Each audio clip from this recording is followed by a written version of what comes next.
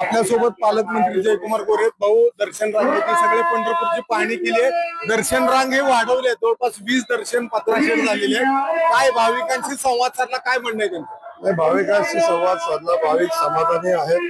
दर्शन घेत असताना मोठ्या भक्तिभावाने दर्शन घेत आहेत आणि या ठिकाणी दर्शनाला जरी 8-9 तासाचा वेळ लागत असला तरी त्याच्यामध्ये नाश्ता, चहा, पाणी, शौचालय सगळ्या व्यवस्था आहेत। त्यामुळे भाविक समाधानी आहे।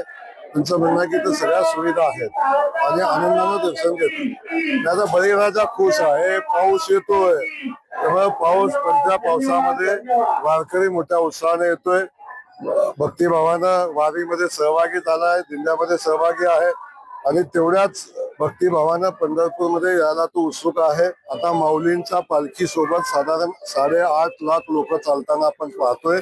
प्रचंड मोठा जनसमुदाय वारकऱ्यांचा आज वारी सोबत आहे।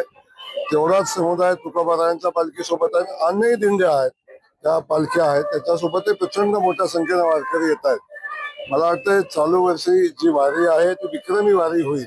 साधारण 30 ते 35 लाखाच्या आसपास वारकरी पंढरीच्या नगरीमध्ये पोहोचतील। गेल्या वर्षीपेक्षा ज्या सुविधा वाढवल्या त्या योग्य होत्या का? बिलकुल, यावर्षी आपण अधिकच्या सुविधा द्यायचा प्रयत्न केला। मागच्या वर्षी आपण प्रचंड ताकदीनं वारकऱ्यांचं स्वागत करायचा प्रयत्न केला, त्यांच्या असुविधा दूर करायचा प्रयत्न केला आणि त्यात बहुतांश यश आलं। चालू वर्षी त्याच्या मागच्या वर्षीच्या चुका ज्या होत्या त्यातून आपण नवीन शिकलो आणि यावर्षी त्या चुका पुन्हा होऊ नयेत, वारकऱ्यांना अडचण येऊ नये याचा प्रयत्न आपण केला आणि आम्हाला आनंद आहे की वारकरी मोठ्या उत्साहानं या सगळ्या सोयी सुविधांचा लाभ घेत आहेत आणि वारकरी मोठ्या आनंदानं त्याचा उपभोग घेत आहेत।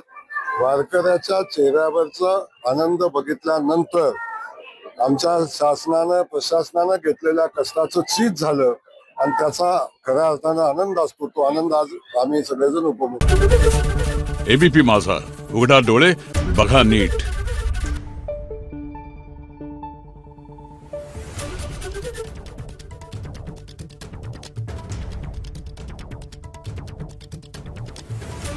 Thank you.